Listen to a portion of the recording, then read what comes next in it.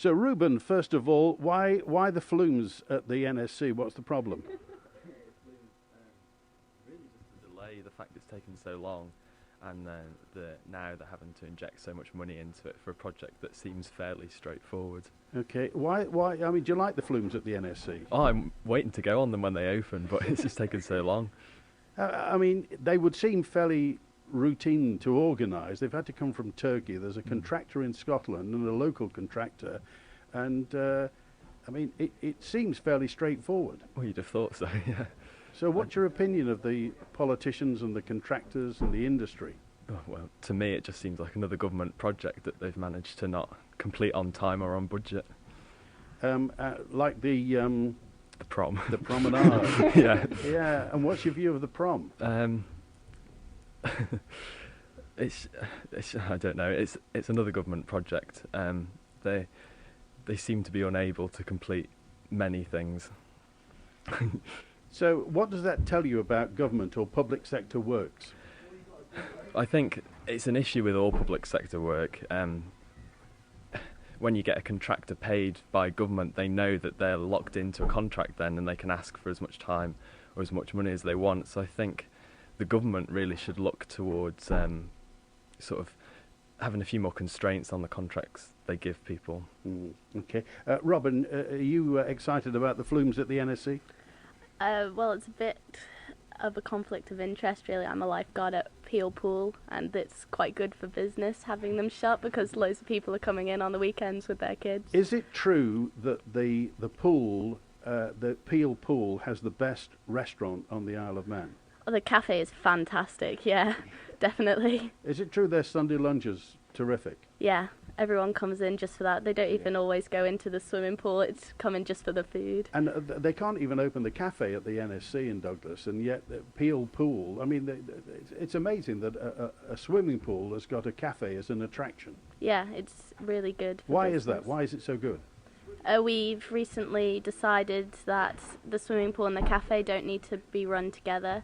So they have a separate manager which is able to make it an individual place to come and visit, and it's not all about the swimming pool anymore. When did you become a lifeguard? Last year. Why? Why did you? For the island squad, and I love to be in the swimming pool, and it seemed like a good job because I'm there all the time anyway. Since 2015. Okay. And what's your preferred stroke? What are you best at? Butterfly. Well, that's big shoulders for butterfly. Swimmer's shoulders, yeah. How often do you practice? Not as often anymore, probably 3 or 4 times a week. Which competition? Have you been off the island in competition? Yeah, quite a lot of times. Up until now, obviously. Yeah. Yeah, okay. Ed's next to you as well. Ed, how do you think the Isle of Man's handled COVID? Yeah, I'm quite a big fan of Hal Quayle because he lives near me, and his wife is essentially my boss because I just wait for the bell to finish. I actually cut the grass down at Moran playing fields, and it's Lorraine that pays me to do that. So. Okay, good boss, is she? Yeah, she's very friendly. Very, okay. All right, well, let's put your friendship with Hal Quayle to one side. How do you think the government has handled COVID? Yeah, I think he's done quite well because the media, well, I'm not picking on anyone here, they seem to be quite keen to have the borders open, and I think that portrayed a feeling that the people wanted the borders open, when in fact most of them, I don't think they did. They were happy, with no social distancing, and they didn't want to jeopardise that really. And when you look around the world and see the chaos that's elsewhere, and on the Isle of Man, we can go as we please, go wherever we want, whenever we want. Very fortunate. Yeah, I mean, it seems bizarre, doesn't it? Yeah, well, no one's ever seen this, have they? It's very. How has that affected your education, Ed? Well, education lockdown, I actually quite enjoyed it. It gave everyone a bit more flexibility. You know what I mean? I could get up at 12 p.m. and still get my work done. So. How did the school handle it, by the way? For me, I found them quite good. There were Zoom calls most days. They were always happy to be sending out emails, receiving emails. It was, I found it good. Okay. Are you off to university next year? I'm not sure. I'm going to try and get into one of the accountancy firms over here, hopefully. Why? I'd just quite like to. If you're an accountant, it gives you a good pathway to go elsewhere into the financial world, and firms over here, they have jobs all over the world, so that would give me leniency to go everywhere else. It's a transferable skill, very isn't transferable it? And does that come from? Is that from home? Is that do you have? Well, I wasn't really keen on spending 3-4 more years in education. Really, I just quite like to earn some wonga. Good idea. Yeah. Jasmine, how do you think the Isle of Man's handled COVID? I think they've handled it quite well.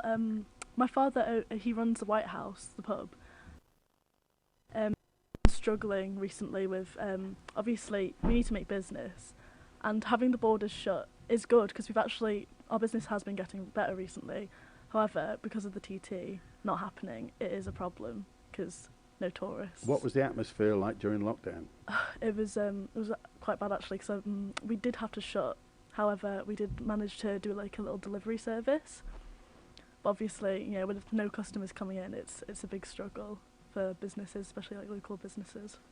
Tell me, what did you feel about the Black Lives Matter movement earlier on this summer? It seems a long time ago, doesn't it? Yeah, I think it was quite intense. Obviously, they had the march on the promenade, which was I was shocked at the outcome. I didn't expect so many people to go to that. Pleasantly shocked? Yeah, pleasantly shocked, yeah, because I'm personally from a mixed, I'm like half Thai, so I do care about like racism. Obviously I don't like racism. I'm quite passionate about it, and seeing like all these people, especially like the people around me at school, being able to have their voice about it is really like, it was really good for me. What did it make you feel? Just happy, because obviously it's something that people don't like to quite talk about yet, especially on the island with a quite old population. And it's really nice to see some stuff going on about it, really. So what particularly bothers you on a day-to-day basis? Because people who don't perceive racism think it doesn't exist. Yeah, I've never really experienced much racism myself, because I have like seen a lot of other people experience it on like a day-to-day basis, with name calling and stuff like that. And I think as an island and as a school, we can do a lot of change for the better. Are you off to university next year? Hopefully. Where would you like to go? I don't mind really. I was thinking York, maybe. That's the other Isle of Man university, York University, isn't it? What would Yeah. you read there? What would you study? International relations. Okay, Dan Radcliffe is next year as well. I won't call you Daniel Radcliffe. We've had enough of that for so many years. Yeah, I get that all the time. Liverpool fan, is that right? That's right, I yeah. have to ask you about VAR. Oh, well, the argument is, I don't think the system is broken. It's got to be the people behind it, because we look at the technology involved, and it's incredible how precise you can get it. And it's controversial whether it's precise enough because of the resolution of the... It is really the actual referees behind the technology, because it's so subjective how they judge the decisions, and it's supposed to be clear and obvious. However, as you see, like every single week, it's very controversial. Would you get rid of VAR? Personally, no. I just think there needs to be more communication between the Premier League and the organisations to make it a clear rules of what the referees should follow. Okay, and do you think Liverpool are going to win the Premier League? Well, we've been hit very bad with injuries this season, but we've shown so far joint top to second at the minute, so I think we could do it, yeah. And what do you feel about Jurgen Klopp? Oh, honestly, it's been brilliant. I was a Liverpool fan before with Brendan Rodgers and Rafa Benitez, but he's really turned the club around. Just the ethos he's given the club is incredible. What is it about him? Because he's a fairly charismatic sort of... He's got it all, really. He plays the youth players, he brings in the big names, he gets the funding, but he's got the fans on his side as well. Okay, Rosie Hind, I was going to ask you about VAR, Rosie, but... Unfortunately, I'm not a massive football fan. Okay, how do you think the Isle of Man's handled COVID? I think we took advantage of the fact that we have such a small contained population as an island. We naturally could close our borders quite easily. So I thought we took advantage of that, and we did the best we could with that, especially with, the air corridor that we had with Guernsey. That was really good because I have family in Guernsey personally, and so they got to come over and we got to see them, and that was just really nice. Had they been to the Isle of Man before? Mhm. Yeah, my uncle, he used to live here, but he lives there now, so that was just nice for us. And when you look at the rest of the world, the rest of the situation with COVID, the fact that the vaccination's going to be here, it's going to take a long time. I mean, what's your reflection? What do you think about? I mean, as I said, last time we were at QE2 was the week before lockdown happened, and so much has happened. Look back at 2020. Well, there's so much you can say about 2020. I think it's obviously been challenging for everybody, but I think especially, like, all our teachers have been so good about it when we were in lockdown. They were so helpful, they were so on it. Did you do plenty of work? Yes. Yeah. Honestly, did you do plenty? Honestly, I think we all kept up with it very well because, like, I think it was Ed said about it was a lot more flexible with the time you could put into it, like, able to do your work. But I feel like we all kept up with our deadlines quite well. Our teachers we were in contact with them quite a lot as well with Zoom calls. So, yeah, I think... Did you miss the classroom experience? Yeah, it was hard not seeing people every day because the only contact we had with school was our lessons. You know, the social aspect of it was obviously missing, and so that was hard. But, like, again, on our Zoom calls and stuff, like, our chemistry class is quite small anyway, so that was good. We still got the social part of that a bit. And you're hoping for university next year? Well, I'm deferring my entry, but yeah, I am hoping to go to university. And what would you read when you're at university? What would you do? I'm hoping to go do biochemistry. Okay. I want to go to Katie. Katie Roberts is with us as well. Katie, what was your educational experience like this summertime? What would have been the summer term? How did the school handle it? I think they handled it really well. Us schools on the Isle of Man are definitely at an advantage over those in England. But we definitely had a lot of contact with our teachers. Did the technology work? Yeah. I think it might have been difficult for people in households with less devices or maybe slower Wi-Fi. So, for instance, my dad had to use different broadband because with him trying to work from home and me and my sister both on class calls, there was a bit of a delay. But overall, I definitely think it worked quite well. You don't, do you want to use the flumes at the NSC, by the way? It's not a subject that I feel that strongly about. I'm sure my classmates here have much stronger opinions. When you about look it. back at 2020, and again, will you look back, if you look back at 2020, are you positive about it? Were there things that stuck out that you didn't like? Yeah, I mean, obviously there's been lots of tragedy throughout the whole world and the news hasn't exactly been the most positive recently, but Isle of Man has been quite exciting. Do you follow the news at all, Katie? Sometimes. Do you read a newspaper at all? Do you watch television news? I would tend to read the news more on my phone as opposed to on a newspaper. And which sites would you go to? BBC News. I'm not too sure. Okay. And you're on social media, I take it? Yeah. Everybody is. Yeah. What's your preferred? Instagram, Twitter, Facebook? Probably Instagram or Snapchat. Snapchat as well. Do you post much? Not as much, but I more just see what everyone else is. What do you feel about Instagram? Do you think on balance it's a good thing? There's definitely positives and negatives towards it.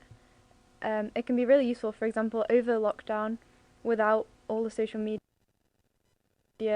friends, definitely doing all the group calls and stuff really helped everyone get through it.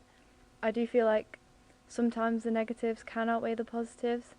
For instance, seeing all celebrities maybe with showing unrealistic like body standards or people editing pictures or stuff like that. And I mean, as well, social media was quite over lockdown. There was some rumours and all stuff like that to do with COVID that possibly weren't true. Why do you think the body image stuff gets magnified on social media? I'm not too sure. Why do you think people, I mean, you mentioned body image, you get perfect looking celebrities who post images, and that can affect people because if you combine that with peer pressure sometimes, some people just get intimidated by it. I think as well, when you're constantly seeing photos of people with different body types and people deeming certain ones like perfect and deeming other ones undesirable, it's hard not to compare yourself to all the photos that you're seeing. Like maybe brings out insecurities in some people. Robin, are you on social media? Yeah. What do you post? both. Okay, and what do you want? Instagram, Snapchat, Yeah. Facebook, Twitter? No, I'm not on Twitter. Do you follow Twitter at all? No, I don't get the point of it. Are you on Facebook? Only really for work and swimming. I don't like Facebook at all. Were you ever on Facebook? No, not on purpose. My mum made me get it so that she didn't have to keep following the swimming things. So what is it about the dark side in some people, do you think? I think it's the posting to an audience that you don't necessarily know or see in real life. You can create an identity and be whoever you want, and that allows people to get maybe a bit power happy, and they can change. People edit their photos because who's going to see the originals or whatever they're wanting to do. So you can create whatever you want on social media. Ruben, are you on social media? I am. Yes. What do you want? Yeah, Instagram, Snapchat, the rest of it. And do you follow news at all on the web? A little bit more politics, but I'm not too much. No. Okay. Where do you get your news from? I just stick a Google search, and I don't really go to anywhere specific. Yeah. When was the last time you bought a magazine? Years ago. Okay. Yeah. Newspaper? I probably had one bought for me, to be honest. I don't really buy newspapers or magazines. Do you get household? Does your household get newspapers at all? Mum buys a paper, yeah. Yeah. And do you ever read it? Sometimes, if I've got nothing else to do and it's just lying there, I'll flick through it, look at the pictures.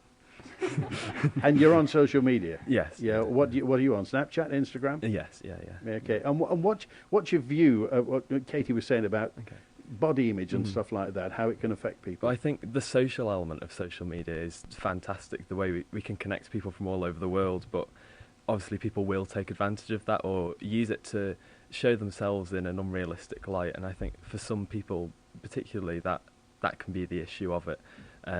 If people think maybe they should look like that or act in a certain way, and the element of social media, the fact you're so hidden from the people you're communicating with, adds to the negativity of it. Why would anybody post negative stuff on social media? I think in everyone there's a bit of bad, and because you're not saying it to someone's face directly or talking to a group of people, you almost have that confidence to be able to say things that maybe you'd suppress in a normal social situation. Do you play computer games at all? No, I don't. Okay. I know Ed does. What do you play, Ed? I played a lot of. Do you play much nowadays? Don't have the time at the moment, really. What machine do you play on? I've got PlayStation 4. Okay, and what's the longest time you've ever spent on GTA? Oh, in lockdown, maybe like 8 hours. You can be honest, they've done 12 hours Yeah. at Ballacombe. Yeah, I mean, it's easy to do, really. So, how long have you played computer games? How long for? How old were you when you started? I think I got that PlayStation when I was about 13, perhaps 13. Okay. And do you think, computer games are enormous business, a lot of people.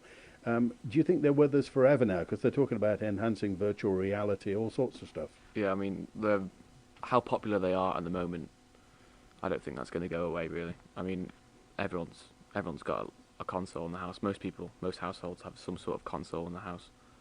We're live at QEII High School in Peel today with Ed and Robin and Ruben and Katie and Jasmine and Dan and Rosie, and back in a moment.